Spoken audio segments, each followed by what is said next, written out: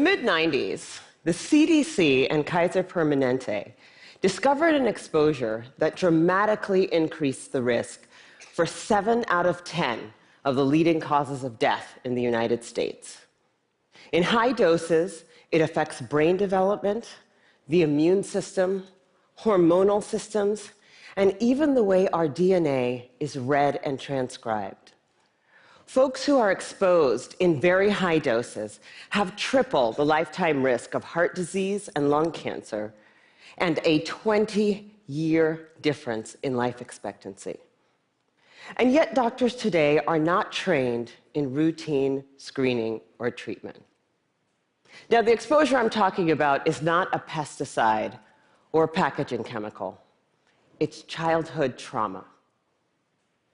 Okay, what kind of trauma am I talking about here? I'm not talking about failing a test or losing a basketball game. I am talking about threats that are so severe or pervasive that they literally get under our skin and change our physiology. Things like abuse or neglect, or growing up with a parent who struggles with mental illness or substance dependence. Now, for a long time, I viewed these things in the way I was trained to view them, either as a social problem, refer to social services, or as a mental health problem, refer to mental health services. And then something happened to make me rethink my entire approach. When I finished my residency, I wanted to go someplace where I felt really needed, someplace where I could make a difference. So I came to work for California Pacific Medical Center, one of the best private hospitals in Northern California, and together we opened a clinic in Bayview Hunters Point, one of the poorest, most underserved neighborhoods in San Francisco. Now, prior to that point, there had been only one pediatrician in all of Bayview to serve more than 10,000 children. So we hung a shingle, and we were able to provide top quality care regardless of ability to pay. It was so cool. We targeted the typical health disparities: access to care, immunization rates, asthma hospitalization rates, and we hit all of our numbers. We felt very proud of ourselves. But then I started noticing a disturbing trend. A lot of kids were being referred to me for ADHD, or attention deficit hyperactivity disorder. But when I actually did a thorough history and physical, what I found was that for most of my patients, I couldn't make a diagnosis of ADHD. Most of the kids I was seeing had experienced such severe trauma that it felt like something else was going on. Somehow, I was missing something important. Now, before I did my residency, I did a master's degree in public health. And one of the things that they teach you in public health school is that if you're a doctor and you see 100 kids that all drink from the same well, and 98 of them develop diarrhea, you can go ahead and write that prescription for dose after dose after dose of antibiotics, or you can walk over and say, what the hell is in this well? So I began reading everything that I could get my hands on about how exposure to adversity affects the developing brains and bodies of children. And then one day, my colleague walked into my office and he said, "Dr. Burke, have you seen this?" In his hand was a copy of a research study called the Adverse Childhood Experiences Study. That day changed my clinical practice and ultimately my career. The Adverse Childhood Experiences Study is something that everybody needs to know about. It was done by Dr. Vince Felitti at Kaiser and Dr. Bob Onda at the CDC, and together they asked 17,500 adults about their history of exposure to what they called adverse childhood experiences, or ACEs.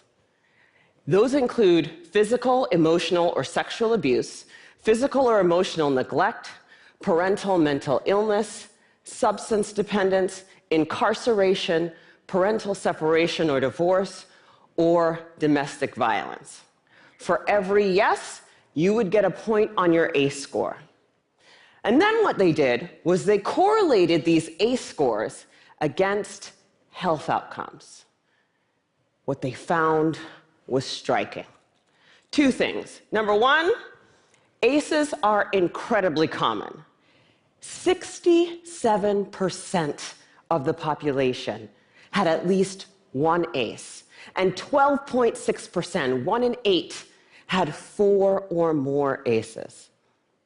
The second thing that they found was that there was a dose-response relationship between ACEs and health outcomes.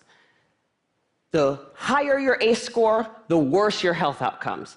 For a person with an ACE score of 4 or more, their relative risk of chronic obstructive pulmonary disease was 2.5 times that of someone with an ACE score of 0. For hepatitis, it was also 2.5 times. For depression, it was 4.5 times. For suicidality, it was 12 times.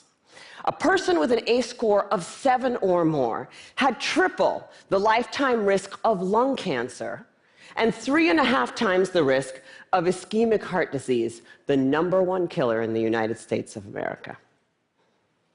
Well, of course, this makes sense. You know, some people looked at this data and they said, come on, you have a rough childhood, you're more likely to drink and smoke and do all these things that are going to ruin your health. This isn't science. This is just bad behavior. It turns out this is exactly where the science comes in. We now understand, better than we ever have before, how exposure to early adversity affects the developing brains and bodies of children. It affects areas like the nucleus accumbens, the pleasure and reward center of the brain that is implicated in substance dependence. It inhibits the prefrontal cortex, which is necessary for impulse control and executive function, a critical area for learning. And on MRI scans, we see measurable differences in the amygdala, the brain's fear response center. So there are real neurologic reasons why folks exposed to high doses of adversity are more likely to engage in high-risk behavior. And that's important to know. But it turns out that even if you don't engage in any high-risk behavior, you're still more likely to develop heart disease or cancer. The reason for this has to do with the hypothalamic pituitary adrenal axis, the brain's and body's stress response system that governs our fight or flight response. How does it work? Well, imagine you're walking in the forest and you see a bear. Immediately, your hypothalamus sends a signal to your pituitary, which sends a signal to your adrenal gland that says, release stress hormones, adrenaline, cortisol. And so your heart starts to pound, your pupils dilate, your airways open up, and you are ready to either fight that bear or run from the bear. And that is wonderful if you're in a forest and there's a bear. But the problem is what happens when the bear comes home every night. And this system is activated over and over and over again. And it goes from being adaptive or life-saving to maladaptive or health-damaging. Children are especially sensitive to this repeated stress activation because their brains and bodies are just developing. High doses of adversity not only affect brain structure and function, they affect the developing immune system, developing hormonal systems, and even the way our DNA is read and transcribed. So for me, this information threw my old training out the window, because when we understand the mechanism of a disease, when we know not only which pathways are disrupted, but how, then as doctors, it is our job to use this science for prevention and treatment. That's what we do. So in San Francisco, we created the Center for Youth Wellness to prevent, screen, and heal the impacts of ACEs and toxic stress. We started simply with routine screening of every one of our kids at their regular physical, because I know that if my patient has an ACE score of 4, she's 2.5 times as likely to develop hepatitis or COPD. She's 4.5 times as likely to become depressed, and she's 12 times as likely to attempt to take her own life as my patient with 0 ACEs. I know that when she's in my exam room. For our patients who do screen positive, we have a multidisciplinary treatment team that works to reduce the dose of adversity and treat symptoms using best practices, including home visits, care coordination, mental health care, nutrition, holistic interventions, and yes, medication when necessary. But we also educate parents about the impact of ACEs and toxic stress the same way you would for covering electrical outlets or lead poisoning. And we tailor the care of our asthmatics and our diabetics in a way that recognizes that they may need more aggressive treatment given the changes to their hormonal and immune systems. So the other thing that happens when you understand this science is that you want to shout it from the rooftops, because this isn't just an issue for kids in Bayview. I figured the minute that everybody else heard about this, it would be routine screening, multidisciplinary treatment teams, and it would be a race to the most effective clinical treatment protocols. Yeah, that did not happen. And that was a huge learning for me. What I had thought of as simply best clinical practice, I now understand to be a movement. In the words of Dr. Robert Block, the former president of the American Academy of Pediatrics, adverse childhood experiences are the single greatest unaddressed public health threat facing our nation today. And for a lot of people, that's a terrifying prospect. The scope and scale of the problem seems so large that it feels overwhelming to think about how we might approach it. But for me, that's actually where the hope lies. Because when we have the right framework, when we recognize this to be a public health crisis, then we can begin to use the right toolkit to come up with solutions. From tobacco to lead poisoning to HIV/AIDS, the United States actually has quite a strong track record with addressing public health problems. But replicating those successes with ACEs and toxic stress is going to take determination and commitment. And when I look at what our nation's response has been so far, I wonder, why haven't we taken this more seriously? You know, at first, I thought that we marginalized the issue because it doesn't apply to us, right? That's an issue for those kids in those neighborhoods, which is weird because the data doesn't bear that out. The original ACEs study was done in a population that was 70% Caucasian, 70% college educated. But then, the more I talk to folks, I'm beginning to think that maybe I had it completely backwards. If I were to ask how many people in this room grew up with a family member who suffered from mental illness, I bet a few hands would go up. And then if I were to ask how many folks had a parent who maybe drank too much, or who really believed that if you spare the rod, you spoil the child, I bet a few more hands would go up.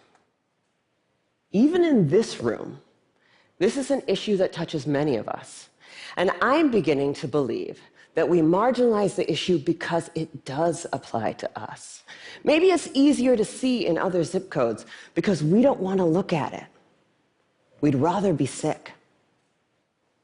Fortunately, scientific advances and, frankly, economic realities make that option less viable every day.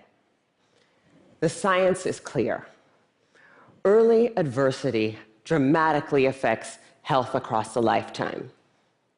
Today, we are beginning to understand how to interrupt the progression from early adversity to disease and early death.